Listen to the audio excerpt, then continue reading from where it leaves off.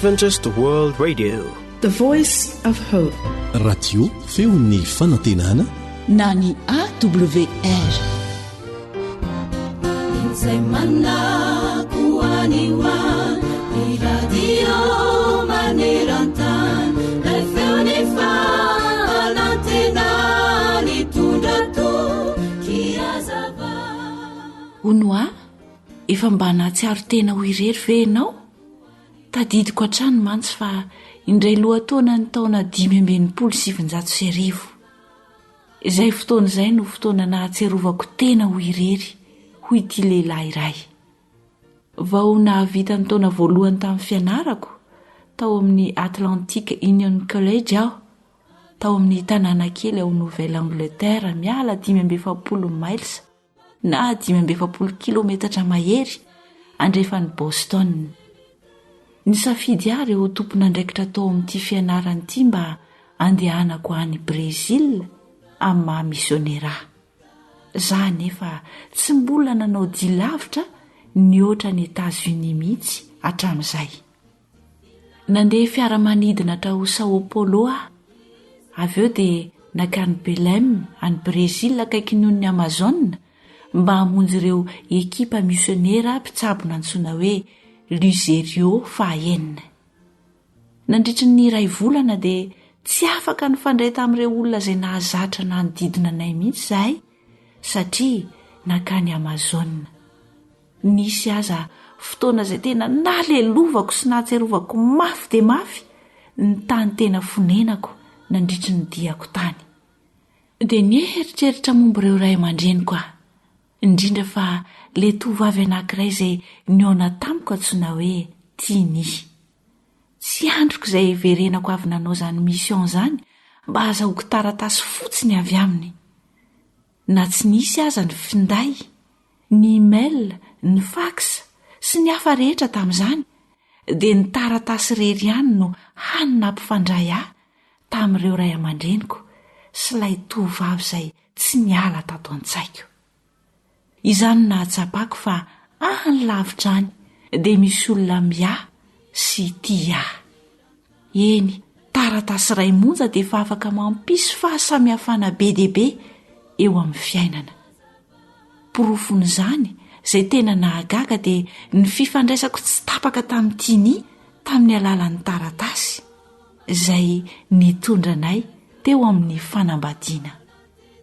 Ry namako, misy koa olona iray izay tena tia anao, miady mianao tokoa izy ary mieritreritra ny mombanao mandrakariva. Nandefa taratasy maro dia maro taminao izy tamin'ny alalan'ny fanahy masina izay mibitsika mora aminao. Mampalahelo anefa ary tena malahelo tokoa izy satria matetika dia tsy mba manokana fotoana mihitsy ianao amakiana izany taratasy-pitiavana izany. Maninona mora mba maka fotoana kely ianao manomboka izao anio izao mba hamakiana izany taratasy-pitiavana nalefanao anao izany izay voarakitra ao amin'ny Baiboly. Eno kely angeny santionana izay voalaza ao amin'ny Jeremia 1:30 hoe: hoy izy hoe, tany lavitra any no nisehoan'i Jehovah tamiko ka nanao hoe, fitiavana mandrakizay ny tiavako anao, koa izany no nampaharetako ny famindrampo ho anao.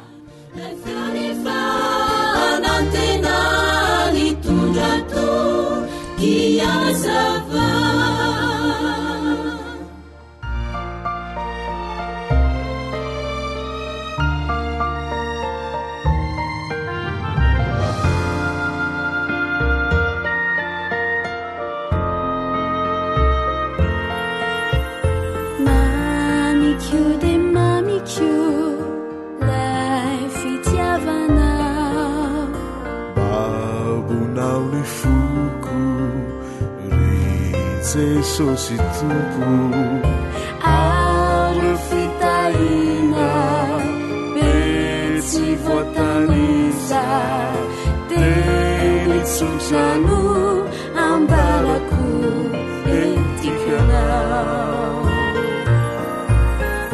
fa ny teninao iray no nato izao ny fiainako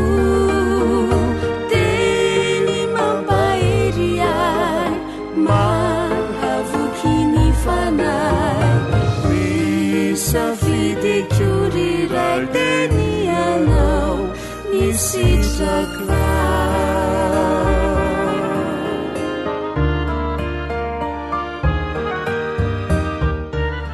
tarika eva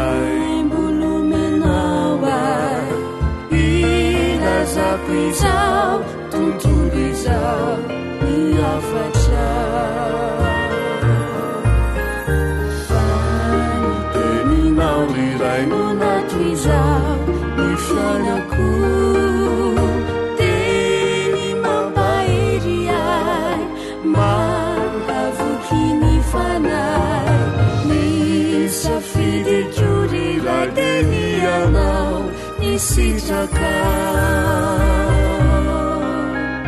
faniteninao iray nonatoizao ny fianako teny mampairy ay mahavoky ny fanay misafidy koriray tenianeo fa tena kantonotra ny fitiavanao rakaidrotolotony fanako kanjaka tantananao mandrakiza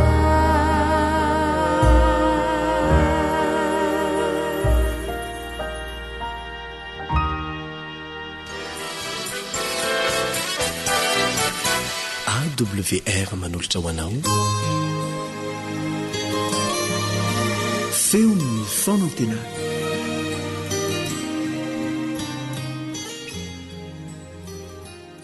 rariny loatra raha manandratra fisaorana tsy tapaka amin'ilay raintsika izay ny an-danitra isika tsy tratry ny saina ny fahasoavana atosany amintsika isan'andro na dia raisitsika ho toy ny fahazarana fotsiny aza izany rehetra izany azonao an-tsaina ve hoe manahoana raha tapahan'Andriamanitra ao anatin'ny 2 minitra monja ny fanomezana rivotra na ny fanomezana ny masoandro na misaotra isika na tsy misaotra na mankasitraka isika na tsy dia mahatoky hatrany Andriamanitra amin'ny famelomana antsika izany rehetra izany no ataony dia mba hitomananao hitomana hibebaka hiverina amin'ny manontolo tsy saraka mihitsy miaraka aminao amin'izao fiarah-mianatra ny tenin'Andriamanitra anio izao ny namanao Elion ka melohany ihany kafatsika ny tenin'Andriamanitra manasanao amba hiaraka hivavaka amiko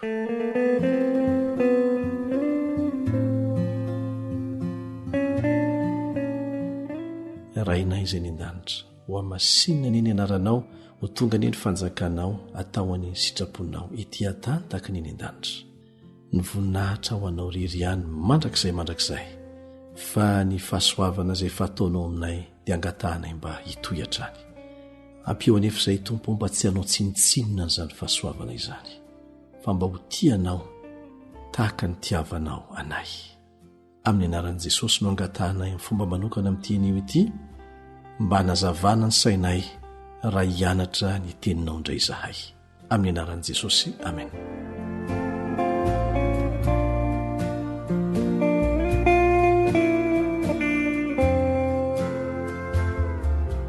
efa noresantsika teto mikasika ny lalàna na ny didin'Andriamanitra sy ny fifandraisan'izany amin'ny fahasoavana misy anefa fifangaroan-kevitra mikasika ny lalàna sy ny fahasoavana ao amin'ny sain'ny olona maro noho izany dia tsy maintsy lalentsika ity fianarana ity tsy mahazo tsara ny fifandraisan'ny lalàna sy ny fahasoavana ny akamaroan'ny kristianina ary izany na tonga ny apôstôly Paoly milazo amin'ny Romanina 5:7 Romanina 5:7 manao hoe fa ny ota tsy manakery aminareo fa tsy mba ambany lalàna ianareo fa ambany fahasoavana kanefa dia mbola tsy azony olona ihany izay lazainy. Ny ota tsy manan-kery aminareo, fa tsy mba mbany lalàna ianareo fa mbany fahasoavana. Ny apôstôly Paoly ihany no efa nanazava tamintsika fa ny atao hoe ota dia fandikan-dalàna. Ka matoa tsy manan-kery aminao tsony ny ota dia satria tsy mandika lalàna tsony ianao, dia tsy ambany lalàna fa mbany fahasoavana. Zay no tiany ambara. Roviana hoe ny ota ny manan-kery aminao, rehefa ny lalànao no arahanao fa tsy ny an'Andriamanitra, dia izay no atao hoe manan-kery aminao zay ny fahotana. Manandevo anao ny ota rehefa mandika ny lalàn'Andriamanitra ianao. Ny ota ny fandikana ny lalàna. Inona moa ny hevitra izany hoe eo amban'ny lalàna? Ny atao hoe eo amban'ny lalàna dia ny mitandrina azy mba hahazo famonjena, mba hahazo sitraka avy amin'Andriamanitra. Ny fiezahana hitandrina ny lalàna amin'ny herin'ny tenantsika fotsiny dia toy ny miezaka hamakivaky ny ranomasimbe Atlantika amin'ny alalan'ny lomano. Mety ho mpilomano kalazalahy ianao ary voasokajy amin'ny lalao olimpika angamba, kanefa tena lavitra dia lavitra ihany izany halaviran'izany. Mety havita tsy fantatro 4 kilometatra ianao raha lavitra indrindra, kanefa ho reraka ianao ary ho faty an-drano. Na toy inona ezaka ataonao dia tsy ho vitanao mihitsy ny tandrina ny lalàn'Andriamanitra amin'ny herin'ny tenanao fotsiny. Tsy misy an'Andriamanitra. Ary ho diso fanantenana mandrakariva ianao amin'ny ezaka pokaty ataonao mba hakatoa.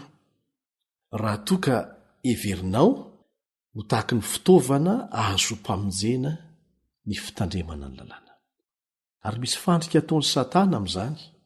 Asainy manao zavatra tsy ho vitanao mihitsy ianao mba hahatonga anao ho kivy tsy hanao an'izany intsony. Dia atsiaro meloka mandrakariva. Miova nefa ny zavatra rehetra raha Jesosy ny loharanon'ny famonjenantsika. Ka ny atao hoe eo ambany fahasoavana dia izao: izaho dia manaiky handray famelan-keloko avy amin'i Kristy ka ho feno ny heriny, fanomezana maimaim-poana omena anao izay tsy mendrika azy mihitsy. Izay no atao hoe fahasoavana. Sahala amin'ny olona anankiray namono olona kanefa tsy nogadraina, tsy novonoina, fa nomena fahafahana. Izay no atao hoe fahasoavana. Amin'ny soratan'i Kristy ao am-poko, ny soratan'i Kristy ao an-tsainao anefa ny lalàny ho anao izay nandray ny famonjena. Ary dia iriny mafy ny ankatoavanao azy. Mazava tsara ny voalazan'ny Baiboly momba ny olo hevitra io. Rehefa manatona an'i Jesosy Kristy isika, miantoraka eo amin'ny famindram-pony, dia izao no lazainy: anaka, ninon'inona efa nataonao tany amin'ny lasa na inona? Na fiainota manao ahoana ny fiainanao na manao ahoana? Anaka, mamela ny heloko ao aho, manaova fanomboana vaovao indray. Ny fahasoavana dia mahatonga antsika tsy ho kivy eo anatrehan'izay mety ho fahalavontsika indraindray. Manambara ny zavatra ilaintsika ny lalàna. Tsy fantatsika mihitsy ny lalana tokony aleha, ny diso sy ny marina raha tsy misy ny lalàna. Saingy ny lalàna tsy afaka mamonjy anao, fa Jesosy no mamonjy anao. Mahita ny momba rehefa mijery ny lalàn'Andriamanitra, hitako dolo ny mety sy ny tsy mety, saingy tsy afaka manitsy an'izany ny lalàna. Tsaroko fa nisy fotoana tsy nanana faharetana, mangatakandro, fahotana anie izany. Tsaroko ny fotoana tsy nananako alemem-panahy araka ny tokony ho izy tamin'ny hafa, fahotana anie izany. Dia mitarika hitady ny fahasoavan'Andriamanitra ny tsy fahavitako mitandrina ny lalàny araka ny tokony ho izy. Ary izany ny tiany mpanao salamo ambara raha ny teny izy hoe: tsy misy tsi ny lalàn'i Jehova mamelombelona ny fanahy. Salamo 7:7. Salamo 7:7. Mitarika aho eo amin'i Jesosy ny lalàna. Milaza izy hoe misy maloto eo amin'ny tarehanao, mikorotana be ny volonao, tahaka an'izay ataon'ny fitaratra zany. Rehefa aveo mampitodika makeo amin'ilay afaka manadio ahy izy. Dia hiteny amin'i Jesosy ilay afaka manadio ahy: Jesosy io, mararo ny foko, torotoro noho ny fahotako aho. Te hiala amin'izany aho kanefa tsy afaka. Mamela ny eloko, afao ny eloko, tario a Jesosy malalo mba hitandrina ny didinao ary ampio aho mba ho mpankato. Dia ameny ianao ny hery ahafahanao manao an'izany, fa raha ianao rery miezaka anao an'izany amin'ny herin'ny tenanao dia hakivinany tsy maintsy ho vokany.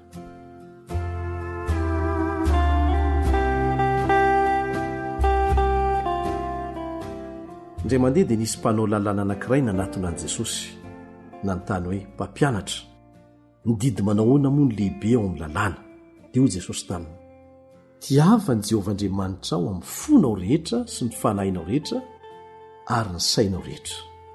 Ao Matteo 12:20 no ahitantsika an'izay resaka izay, 5:13 ka hatramin'ny 5. Matteo 12:20, 5:13 ka hatramin'ny 5. Io ny didy voalohany sady lehibe zany, hoy Jesosy. Ary ity kosa ny faharoa, tiavany namanao tahaka ny tenanao. Tiavany Jehovah Andriamanitra ao dia tiavany namanao tahaka ny tenanao. Inona zany nataon'i Jesosy eto? Namintina ny didy 10 no nataony. Ny didy voalohany ka hatramin'ny didy 4 dia maneho ny fitiavantsika an'Andriamanitra. Ny didy 5 ka hatramin'ny didy 10 maneho ny fitiavantsika ny hafa, fitiavana ny namana. Famitinana ny nataon'i Jesosy fa tsy fanafoanana ny didy akory. Dia tahaka an'izao ny fanampim-panazavana nataon'i Jesosy taorianan'izay eo amin'ny 9 manaraka. Izany didy 2 izany no iantona ny lalàna rehetra sy ny mpaminany. Tsy piany tsara iantona ny lalàna rehetra, zany hoe tsy foana ireo lalàna ireo, fa no faritany tsara fa ny fitiavana no tokony hanosika antsika rehefa mitandrina an'ireo lalàna ireo tsika. Fitiavana an'iza? Fitiavana an'Andriamanitra, satria maninona? Namonjy antsika maimaim-pona izy tamin'ny fahasoavany. Azo fitinina miteny anankiray monja zany lalàna manontolo, dia ny hoe fitiavana. No fitiany Jesosy taminy hoe fitiavana an'Andriamanitra ireo didy 4 voalohany averina ihany, ary fitiavana ny mpiarabelona ny 9 farany. Te ilazy Jesosy hoe raha tia ahy amin'ny fahafenony ianao dia ho tia an'Andriamanitra. Raha tia amin'ny fahafenony ianao dia ho tia ny mpiarabelona aminao. Ary raha ny herin'ny tenanao sy ny tahotra sao very nefa nitandremana an'izany didy izany, dia tsy mifanaraka amin'ny sitrapon'Andriamanitra izany, no sady tsy ahazonao sitraka velively, tsy ho vitanao koa. Fa rehefa ny fitiavan'Andriamanitra no manosika anao dia hitombo tsikelikely amin'ny fanarahana an'izany ianao. Tarika mandrakariva amin'ny fankatoavana ny fitiavana. Sa ahoana? Vokatry ny fitiavana an'Andriamanitra no ny famonjena nataony antsika, dia mankatoa azy sika fa tsy mifanohitra amin'izany no ataontsika. Soratan'Andriamanitra tamin'ny ratsan-tanany teo amin'ny vato fisaka roa ny lalàny. Izao tontolo izao dia noforonony tamin'ny alalan'ny fitenenana. Isika olombelona dia noforonony tamin'ny alalan'ny famolavolan'ny tanany mihitsy, dia nasiany fofinaina mahavelona dia tonga olombelona. Ny lalàna indray dia nisoratany tamin'ny tanany mihitsy. Ny dikan'izany dia sarobidy eo anatrehan'Andriamanitra ny lalàna. Tsy manandevo anao ny fitandremana ny lalàn'Andriamanitra, fa manala anao amin'ny fanandevozana. Veriko indray, tsy manandevo anao ny fitandremana ny lalàn'Andriamanitra, fa manala anao amin'ny fanandevozana. Tsy natao hametra ny fahafahantsika tsy akory nanomezana ny didy 10, tsia. Nomena antsika zany mba hanana antsika ny tena fahafahana marina. Andriamanitra mihitsy nanome an'io. Ieno eny ny fomba nilazany azy ao amin'ny Exodosy 20:2 hoe rehefa nandolotra ny didy 10 izy. Exodosy 20:2, izaho ny Jehovah Andriamanitra ao izay nitondra anao nivoaka avy tany amin'ny tany Egipta tamin'ny trano nahandevozana. Dia lazainy amin'izay aorianan'izay ireo didy 10. Ka olona no hafahana no omena ny didy 10. Ilay Tompo Andriamanitra, ilay tompon'ny lanitra sy ny tany nanoratra n'ireo didy ireo tamin'ny ratsan-tanany teo amin'ny vato fisaka roa, ho fitsipy-pitondran-tena amin'ny vanim-potoana rehetra. Izay manandrana miaina mifanohatra amin'izany dia andevo, fa izay miaina mifanaraka amin'izany no olonafaka. Ny Tompo ani hanampy ianao mba ho isan'izay olonafaka ianao. Amen.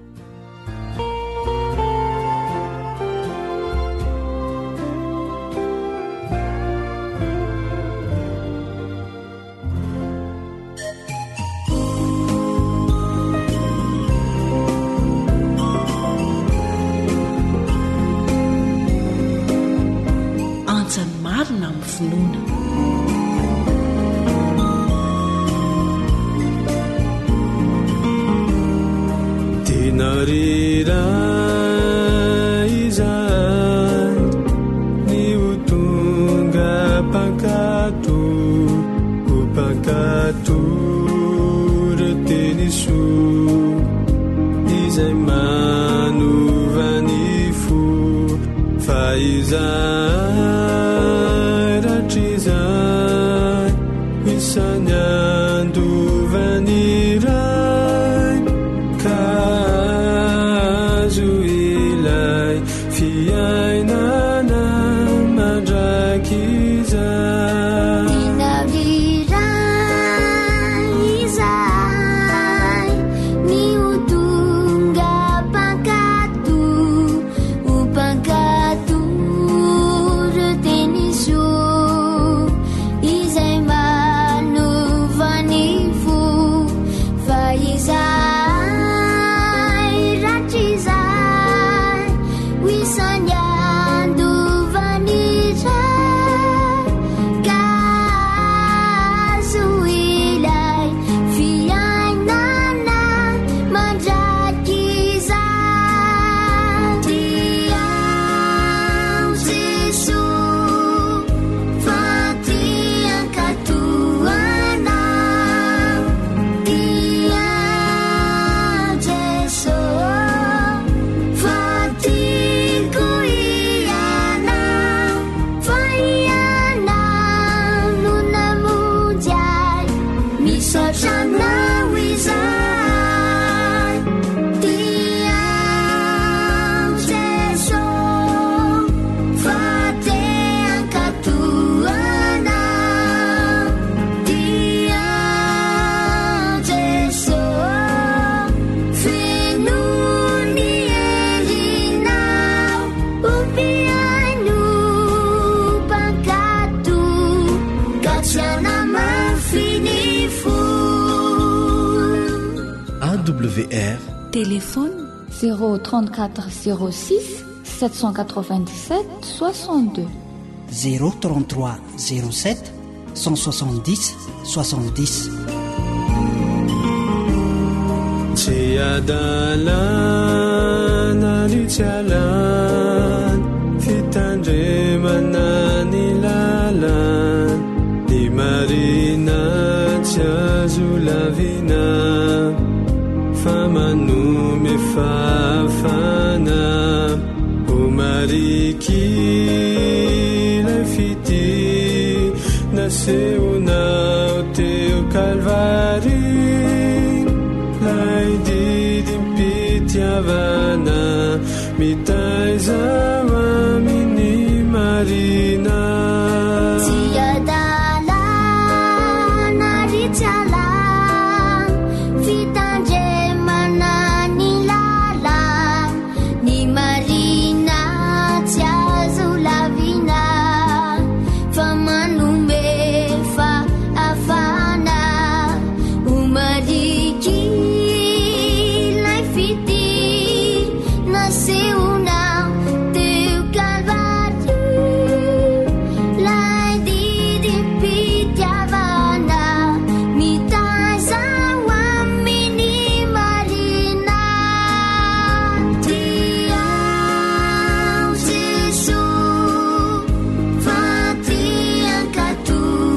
tiankatoanao tiao Jesosy fa tiako ianao fa ianao no namonjy ahy misaotra anao izay tiao Jesosy fa tiankatoanao tiao Jesosy feno ny herinao ompiaino pakato ka tsy anamafiny fo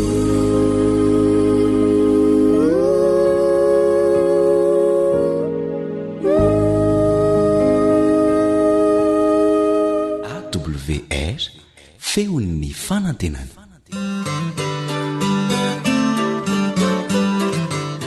taridalana ho amin'ny fifoazana sy ny fanavaozana marina. Taridalana ho amin'ny fifoazana sy ny fanavaozana marina.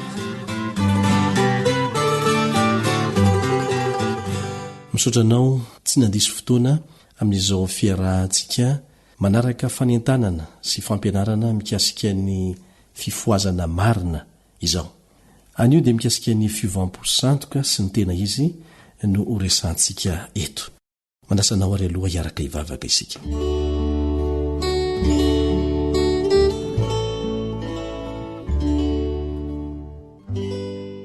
Raha ny an-danitro misaotranao izay satria nomenao tombontsoa afaka miara-mianatra ny amin'izany hoe fivampo santoka sy tena izy izany. Ampianaro anay izany tompo mba tsy ahatafalatsaka anay amin'ny fahadisoana sy ny fandrika. Amin'ny anaran'i Jesosy. Amen.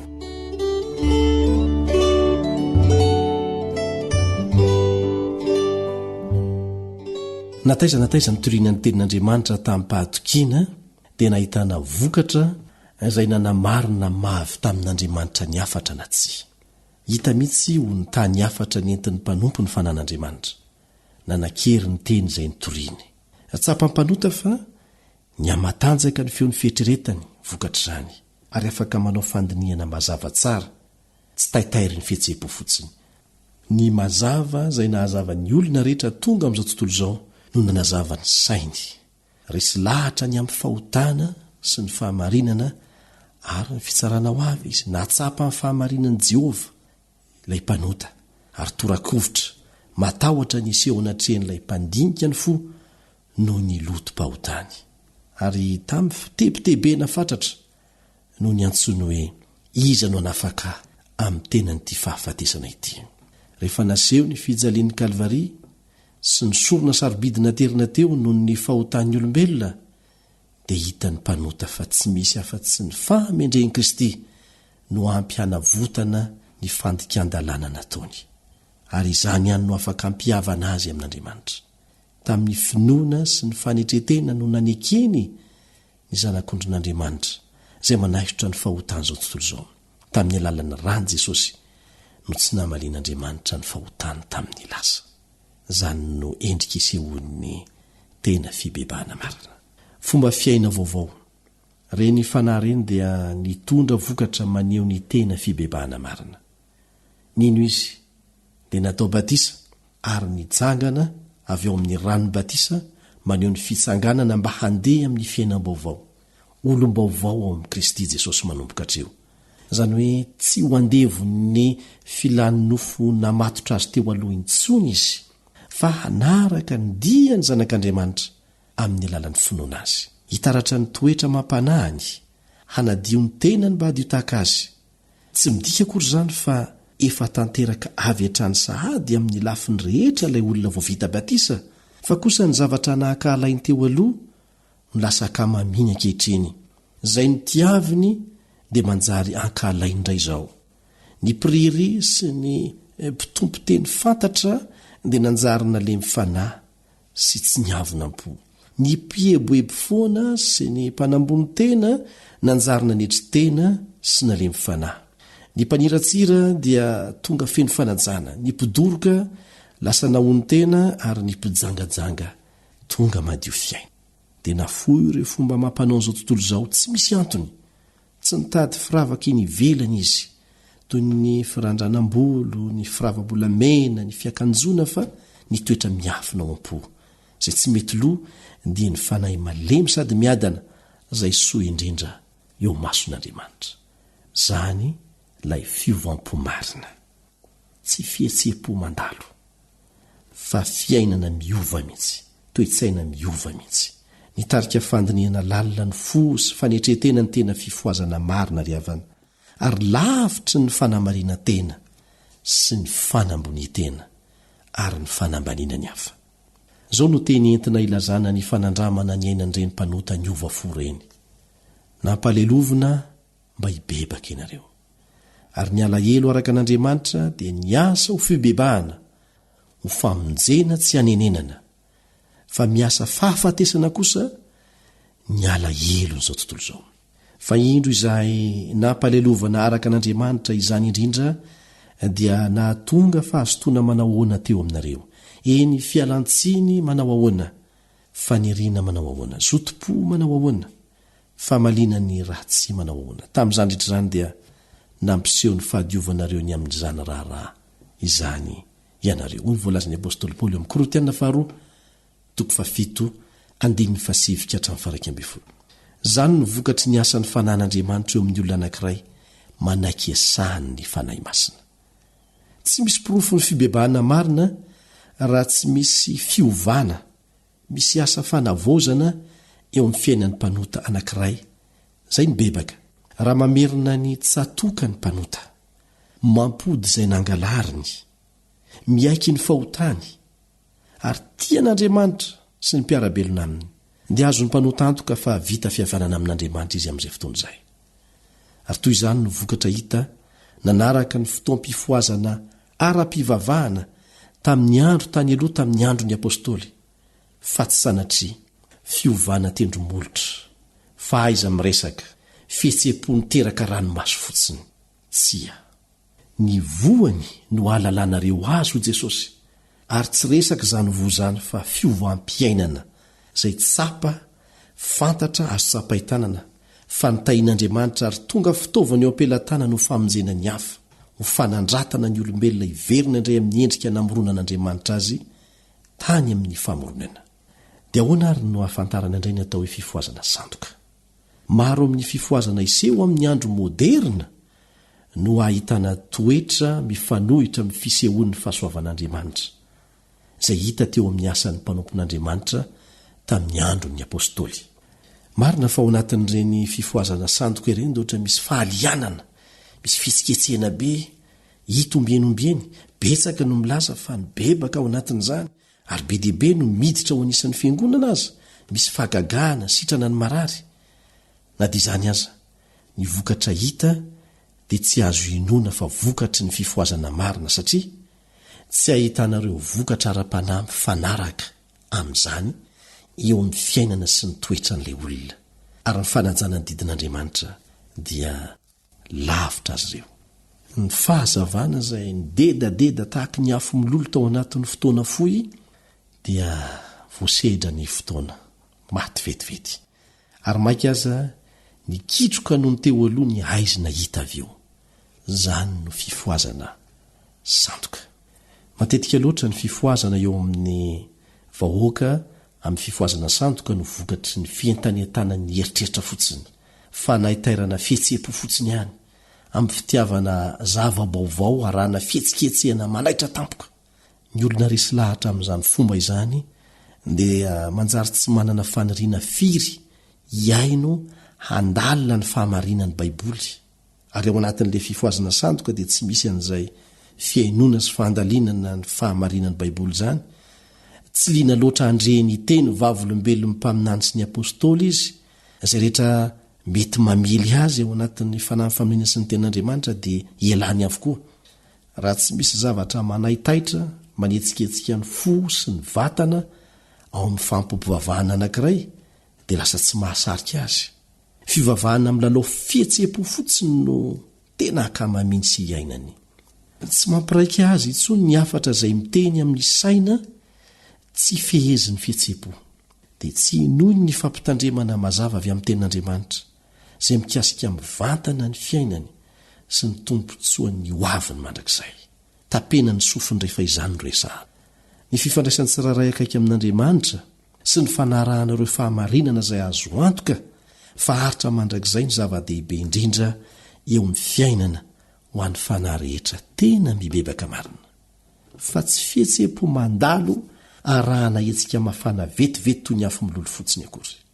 Alohan'ny hiara-ny fitsaran'Andriamanitra farany amin'ny tany dia hisy ny tena fifoazana marina, dia fifoazan'ny toe-panahy araka n'Andriamanitra izay tsy mbola hita mihitsy hatramin'ny andro ny apôstôly eo mivahoaka an'Andriamanitra. Ho arotsaka amin'ny zanak'Andriamanitra ny fanahiny sy ny heriny. Amin'izay fotoana izay dia betsaka no hisaraka amin'ireo fiangonana izay fa nanakalo ny fitiavana an'Andriamanitra sy ny teniny tamin'ny fitiavana n'izao tontolo izao. Zany ny vokatry ny fifoazana marina. Betsaka ny olona, na mpitondra fivavahana izy, na mpivavaka tsotra izy no hanaiky amin'ny mpifaliana reo fahamarinana lehibe izay asain'andriamanitra toriana amin'izao vaninandro izao mba hanomanana vahoaka ho amin'ny fiavian'ny tompo fandrony. Tiany devoly ilay fahavalon'ny fahamarinana ny anakatsakanana izany asa izany amin'ny fomba rehetra. Ary ny tena manakana ny asa tsy any ivelan'ny fiangonana fa ao anatin'ny fiangonana. Ary alohan'ny fotoana izay hitrangana izany fifoazana sy fanavaozana marina izany, dia hiezaka ny anakana izany Satana amin'ny fanaovana fifoazana sandoka sy alatahaka. Dia rehefa tena tonga ny tena izy, dia tsy iraika tsony ny olona. Moasehoan'ny Satana amin'ireo fiangonana izay azo nitazoniny eo ambanin'ny heriny mamitaka fa mirotsaka tokoa ny fitahin'Andriamanitra manokana. Iseho amin'izay heverina ho fifoazana ara-pivavahana lehibe amin'ny alalan'ny fihetsiketsehana lehibe. Vahoaka marobe ny ravoravo fa miasa amin'ny fomba mahagaga ho azy Andriamanitra. Nefa indrisy fa asan'ny fanahy hafa izany, asan'ny fanahy ratsy, fa tsy asan'ny fanan'Andriamanitra velively. Amin'ny endrika ara-pivavahana trany no hitadiavan'ny Satana hanitarana ny heriny miasa mangina eo amin'ireo mpivavaka kristianina, fa tsy amin'ny endrika mifanohatra amin'ny fivavahana akory. Aoka samy hivavaka izaho sy ianao mba tsy ho voafitaky ny fifoazana sandoka izay miseho amin'ny endrika mandoka sy manaitra kanefa sandoka ihany.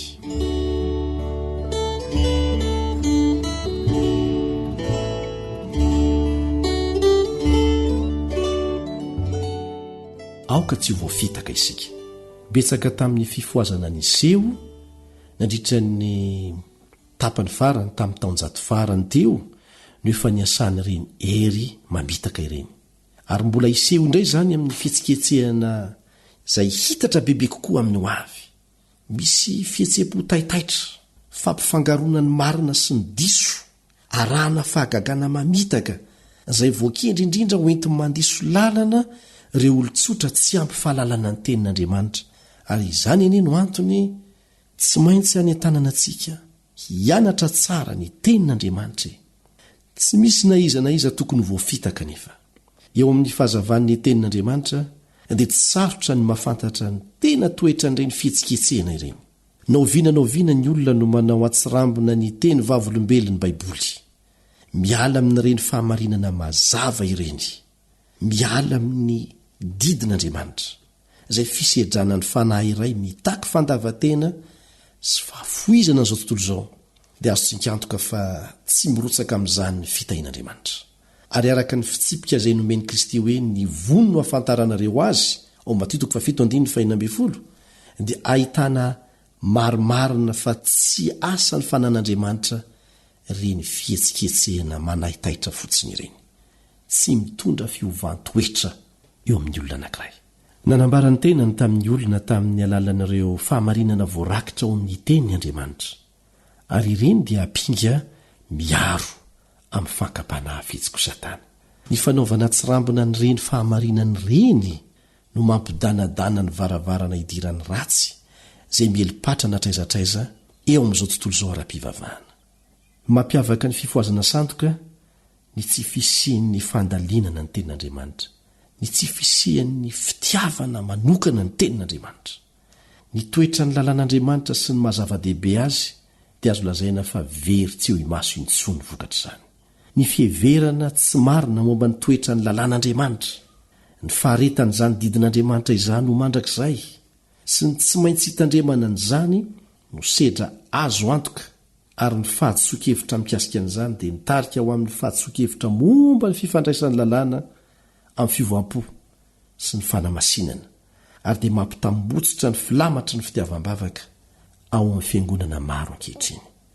Nolazaina ny fifanomboana teny amin'ny azo fijaliana ny didin'Andriamanitra, ary ny finoana rery ihany dia afaka hitondra olona anankiray ho amin'ny famonjena, na dia manitsakitsaka ny didin'Andriamanitra azy izy. Zany no filazantsara ny devoly. Tsy manafoana na mampiendanja ny fitandremana ny didin'Andriamanitra ny tena fifoazana marina, fa mahatonga ny olona anankiray aza hankamamy ny fanajana zany didin'Andriamanitra izany. Eo no ahitana ny profo ny tsy fisiany fanamasina sy ny herin'Andriamanitra ao amin'ny fifoazana sandoka miseho atraizatraiza amin'izao andro moderna izao. Tsy azo ovaina ny lalàn'Andriamanitra ry havana. Raha azo atao nanova ny didin'Andriamanitra dia tsy nilaina ny fahafatesan'i Jesosy teo amin'ny hazo fijaliana, fa ny didy fotsiny novaina. Maro ireo mpampianatra ara-pivavahana ny manizingizina fa manafoana ny lalàna tamin'ny fahafatesan'i Kristy, noho izany dia afaka amin'ny fitakiany lalàna ny olona. Misy mampiseho an'izany ho toy ny zioga mavesatra mihitsy, ary hosetry ny fanandevozany lalàna dia asongady ny fahafahana iainana ao amin'ny filazantsara. Tsy tahaka an'izany mihitsy ny fomba fijerin'ireo mpaminany sy apôstôly ny lalàna masin'Andriamanitra. Entanina hatrahantsika mba handalina tsara soatra masina. Hoy Davida ohatra ao amin'ny Salamo 7:1-7. Salamo 7:1-7. Ary handeha amin'ny malalaka aho fa ny didinao ny tadiaviko. Ny apôstôly Jakoba izay nanoratra taty aoriana ny nahafatesan'i Kristy dia nilaza ny didy folo ho lalàna tanteraka, lalàn'ny fahafahana fa tsy zioka. Zany ny voalaza ao amin'ny Jakoba 2:2 ka ny 9:9. Jakoba 2:2 sy ny Jakoba 2:1 ka ny 9:5. Jakoba 2:1-5. Ary ny mpanoratra ny Apokalipsy 10 taona taty aoriana ny nanomboana Kristy teo amin'ny hazo fijaliana ry havana, dia manonona fitahiana ho an'izay mankatony didin'Andriamanitra mba hanana ny fahefana amin'ny hazonaina sy hidirany amin'ny vavahady ao an-tanàna, izany hoe ny fiainana mandrakizay mihitsy zany. Ao amin'ny Apokalipsy 2:2-4 misy an'izay. Apokalipsy 2:2-4. Tsy mitoetra ny filazana fa manafoana ny lalàn'ny rainy Kristy tamin'ny nahafatesany teo amin'ny hazo fijaliana. Ny mifanohitra amin'izany no antony nahafatesany teo. Raha azo natao ny nanova na nanafoana ny lalàna dia tsy ho nilaina ny nahafatesan'i Kristy hamonjy ny olona ho afaka amin'ny sazy ny fahotana na ny fandikan-dalàna. Mazava izany ry havana. No ariana araka ny endrik'Andriamanitra isika olombelona tamin'ny voalohany. Tanteraka teo amin'ny fifandrindrany tamin'ny toetra n'Andriamanitra sy ny lalàny, izany olombelona izany. Voasoratra tao am-po ireo foto-kevitry ny fahamarinana, ary nampisaraka azy tamin'ny mpanao azy anefa ny fahotana. Tsy nitaratra ny endrik'Andriamanitra itsony ny fotsika olombelona. Fandrafinan'Andriamanitra ny fihevitry ny nofo, fa tsy manaiky ny lalàn'Andriamanitra izy, sady tsy hainy akory izany. Hoy ny voalazan'ny Romana 9:7 ka ny 9:7. Romana 9:7. Nefa toy izao no nitiavan'Andriamanitra izao tontolo izao nomeny zanany lahatokana mba ho vita fihavanana amin'Andriamanitra indray ny olombelona. Amin'ny alalan'i Kristy dia azo averina indray ifandrindra mpanao azy ny olombelona ry havana. Tsy maintsy havaozy ny fahasoavan'Andriamanitra ny fo. Tsy maintsy manana fiainana vaovao avy any ambony izany fo izany. Ary izay fiovana izay no atao hoe fahateram-baovao. Izay nolazain'i Jesosy fa izay tsy manana an'izany dia tsy mahazo mahita ny fanjakan'Andriamanitra. Ny dingana voalohany amin'ny fampihavanana amin'Andriamanitra dia ny fiekena ny fahotana, fa tsy ny fanamarinana ny fahotana atao akory. Izao voalaza amin'ny Jaona 1:7-20. Ny lalàna no azona ny fahalalana marina ny amin'ny ota. Mba hitan'ny mahameloka azy dia tsy maintsy misedra ny toetrany, mitaratra ny toetra amin'ny fitsi-pahamarinana ambony nomen'Andriamanitra izy. Toy ny fitaratra mampiseho ny fahatanterahan'ny toetra marina ny didin'Andriamanitra, ary mahatonga ny mpanota ho afaka hita ny lotony, ny kileman'ny tenany. Dia mampiseho ny ota amin'ny olona ny lalàna, mampiseho loto ny fitaratra, fa tsy mitondra fanafody hanasitranana n'izany akory ny lalàna, tahaka ny tsy fahafahan'ny fitaratra manadio ny lotonao eo amin'ny tarehy. Ny lalàna dia mampanantena fiainana ho an'ny mpankatò azy, nefa manambara koa fa fahafatesana no anjaran'izay mpandika azy. Ny filazantsara ny Kristy irery ihany no mahay manafaka amin'ny mpanota amin'ny fanamelohan'ny fahotana na ny fahalotoana avy amin'izany fahotana izany. Tsy maintsy mibebaka amin'Andriamanitra ny mpanota satria nandika ny lalàna, ary izay raha teo ny dikany hoe fahotana, fandikana lalàna, dia tsy maintsy mino an'i Kristy izy, ilay sorona nanavitra azy. Amin'izany fomba izany no ahazony famelana ny heloka tamin'ny lasa, mahatonga azy ho piray amin'ny fomban'Andriamanitra. Zanak'Andriamanitra manana ny fanahy ny fananganananaka izay antsoiny hoe Abaraio.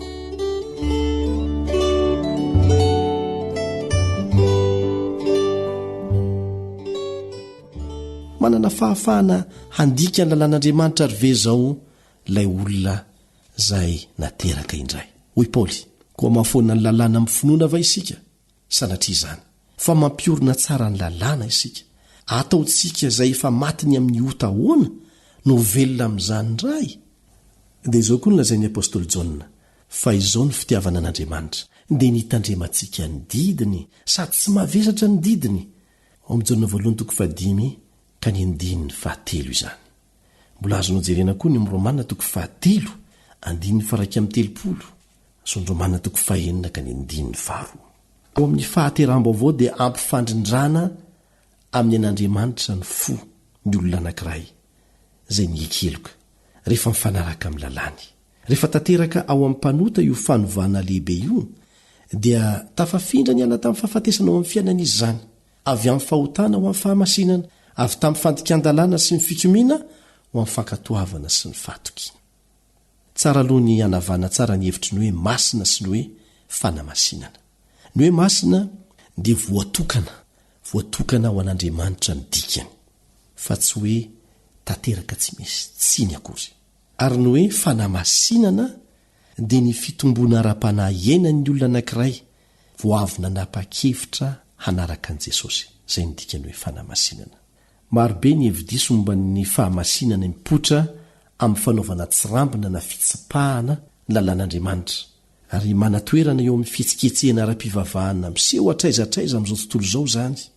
Ny tena tiana songadina dia izao hoe azo ataony sady mahazo ny fiainana mandrakizay kanefa manitsakitsaka ny lalàn'Andriamanitra.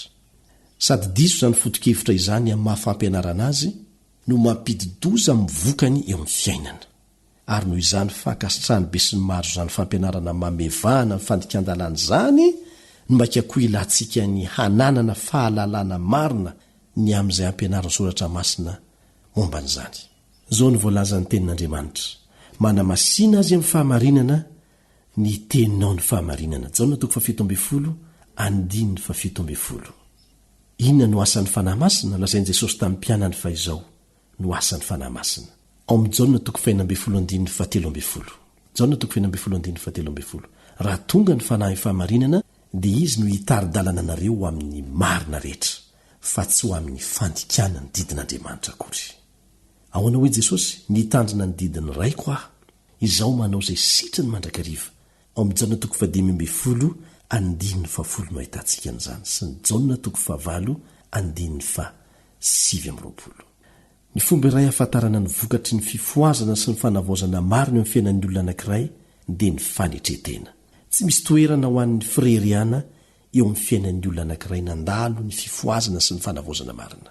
Ireo izay miaina amin'ny fanamasinana na ny fitomboana ara-panahy araka ny Baiboly dia mampiseho toe-tsaina feno fanetretena. Tahaka ny Mosesy nahita ny voninahitra mahatahotra ny fahamarinana izy, mahita ny tsy fahamendrehany tena ny fanohitra amin'ny fahadiovana sy ny fahatanterahana feno eo amin'ilay tsy manapetra dia tsy afaka irehare velively. Ny mpaminany Daniela dia ohatra anankiray amin'ny antsoina hoe fahamasinana. Feno asa fanompoana mendrika ny tompony ireo andro lava ny ainany, lehilahy malala indrindra ho an'ny lanitra izy, araka ny voalazan'ny Daniela 10:12. Nefa tsy niambo madio sy masina io mpaminany ankazy io, fa nampitovy ny tenany tamin'ny Israely tena mpanota tokoa, dia nitalao teo anatrehan'Andriamanitra ho amin'ny vahoakany izy. Ary zao ny vavaka nataony indray mandeha, fa tsy amin'ny fahamarinanay no andoharanay ny fifonanay eo anatrehanao, fa amin'ny alehibe nindra fonao. Efa nanoty zahay, efa nanao izay ratsy zahay. Masina izy satria voatokana ho anjeo amin'ny fiainany. Milaza nefa izy fampanota satria tsy mbola tanteraka, fa mbola mitombo amin'ny fahamasinana eo ambany fitaizany ny fanahin Jehova. Ireo rehetra izay nianatra tsara ny tenin'Andriamanitra ary nahita ny fanandramana ny lalovan'ireo rehetra izay ny fanena tamin'Andriamanitra dia ahafantatra mazava tsara fa tsy mbola nahita ny voninahitr'Andriamanitra ny olona tia mirere amin'ny tenany sy ny zavatra vitany. Tokony ho fiainam-pinoana, fiainam-pandresena, fiainam-pifaliana ny fiainan'ny kristianina ry havana. Zao ny voalaza ny Jaona 1:5-7. Fa izay rehetra nateraka Andriamanitra dia maharesy izao tontolo izao, ary ny fandresena izay enti maharesy izao tontolo izao dia ny finoantsika. Ary marina ny lazai Nehemia mpanompon'Andriamanitra hoe fa ny fifaliana avy amin'i Jehova no fiarovana mafy ho anareo ny miatoko favalo andinny fahafolo aroa koa ny apôstôly paoly mifalia mandrakariva mivavahaka aza mitsahatra misaora amin'ny zavatra rehetra fa izany ho sitrapon'andriamanitra ao amin'i Kristy Jesosy ho anareo. Filipianina 4:1 zany no vokatry ny fiovoam-po sy ny fanamasinana araka ny baiboly. Ny tompony hanampy ianao mba hiaina amin'izany ary tsy ho tratra ny fifoazana sandoka ny fivavahana sandoka fa hiaina amin'ny fahamarinana. Amen.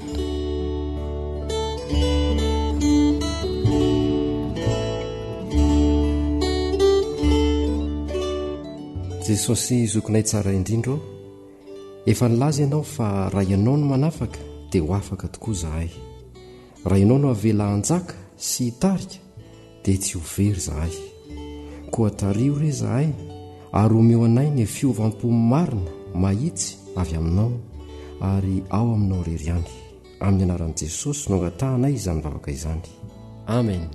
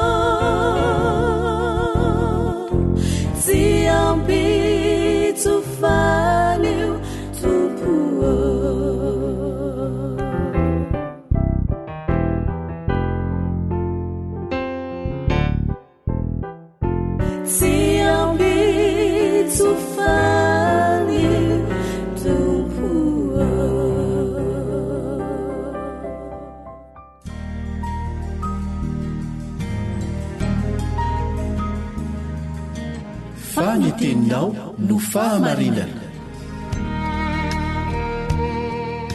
Taridalana manokana fianarana baiboly avoaka ny Fiangonana Adventista Maneran-tany. Iarahanao amin'ny radio feon'ny fanantenana.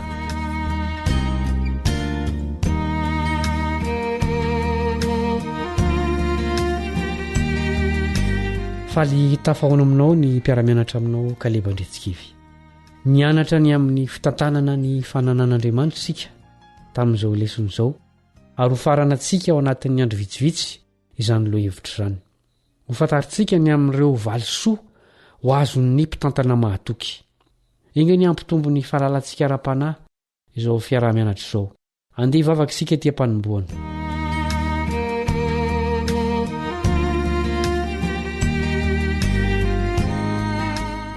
rainay izay any an-danitro misaotra noho ny teninao izay fanilo sy fanazavana ny lalanay andalina ny amin'ny valisoa ny fatokiana amin'ny farany izay koa mangataka ny fanahinao anazava sy hitari-dalana anay ary ampio izay hivelona araka ny hatsaran'ny teninao amin'ny anaran'i Jesosy amen.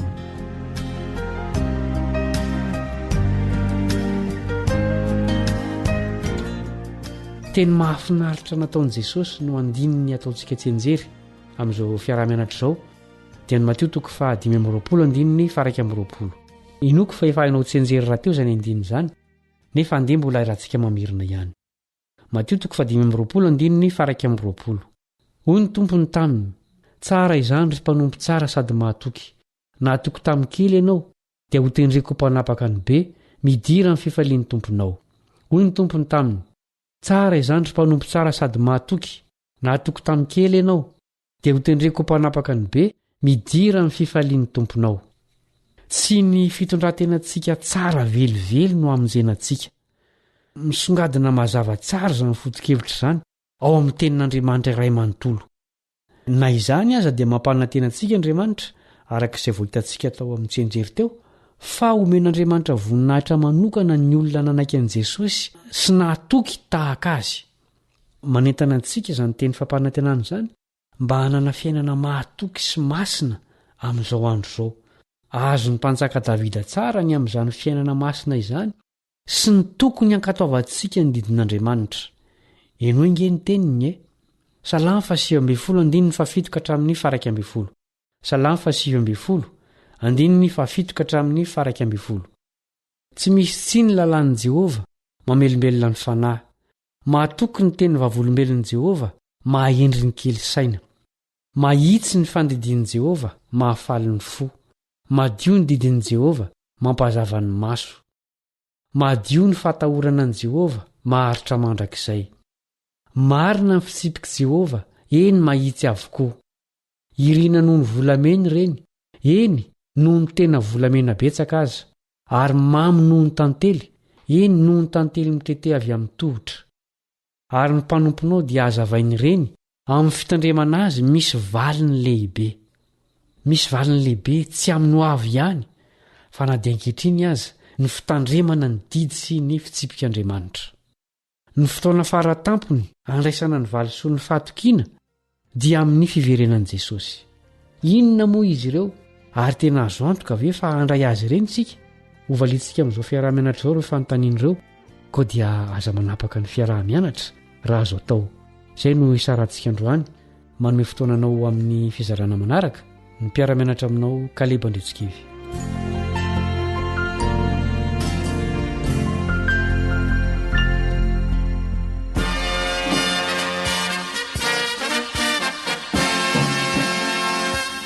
Adventist World Radio, The Voice of Hope. Radio Femon'ny Fanantenana.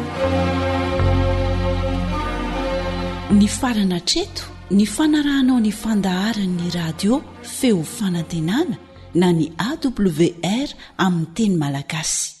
Azonao ataony mamerina miaino sy maka maimaimpoana ny fandaharana vokarinay amin'ny teny pirenena mihoatriny 100 amin'ny fotoana rehetra. Raisoaryn'ny adresy ahafahanao manao izany: awr.org na feofanantenana.org.